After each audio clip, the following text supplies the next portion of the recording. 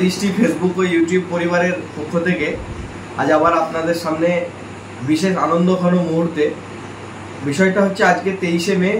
আজকে থেকে আমরা জানি বিগত এপ্রিলের 22 তারিখ ভারতবর্ষের সীমান্তের পেহেলগাঁওয়ে এক মর্মান্তিক সন্ত্রাসবাদ জঙ্গি হানার ঘটনা ঘটে এবং ঠিক তার পরের দিনই আমরা দেখি পাঞ্জাবের ফিরোজপুর সীমান্তের কাছে কর্মরত ভারতীয় বিএসএফের 24 নম্বর ব্যাটালিয়নের কনস্টেবল আমাদের হুগলির পূর্ণম কুমার সাহু কর্তব্যরত অবস্থায় অসাবধানতাবশত ভুলবশত পাক ভূখণ্ডে প্রবেশ করেন এবং ফলস্বরূপ চিরচারিত নিয়ম অনুযায়ী চিরচারিত পাকিস্তানের স্বভাব অনুযায়ী তাকে অপহরণ করা হয় এবং বন্দী করা হয়।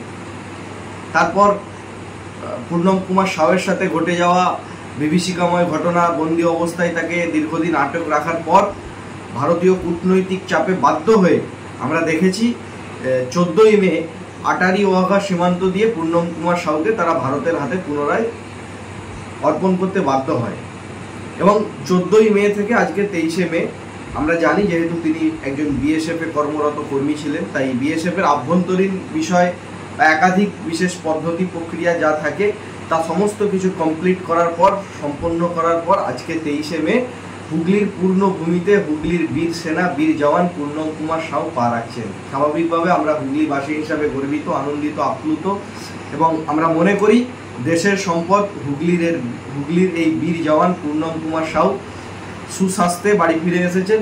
পূর্ণম কুমার সাউ সহ তার পরিবারকে এবং গোটা হুগলিবাসীর পক্ষ থেকে সারা দেশের মানুষকে আমরা আজকে এই আনন্দঘন মুহূর্তে জানাই জাতীয়তাবাদী গৈরিক অভিনন্দন। সেই সাথে পূর্ণম কুমার সাউয়ের সুস্বাস্থ্য এবং পূর্ণম কুমার সাউয়ের মতো যারা হিমালয়ের মতো অবিচল থেকে সীমান্ত প্রহরায় নিজেদের নিয়োজিত রাখেন, যার ফলে আমরা দেশের বিভিন্ন প্রান্তে নিজেরা সুরক্ষিত থাকি, সেই সমস্ত সেনা কর্মী এবং সেই সমস্ত বিএসএফ সীমান্তরক্ষীদের আমাদের দেশ ও দৃষ্টি ফেসবুক ও ইউটিউব পরিবারের পক্ষ থেকে জানাই নতমস্তকে সালাম, কুর্নিশ, আদাব এবং জাতীয়তাবাদী গৈরিক অভিনন্দন। ভালো থাকুন, সুস্থ থাকুন, দেশ ও দৃষ্টি ফেসবুক ও ইউটিউব পরিবারের সঙ্গে যুক্ত থাকুন। ধন্যবাদ।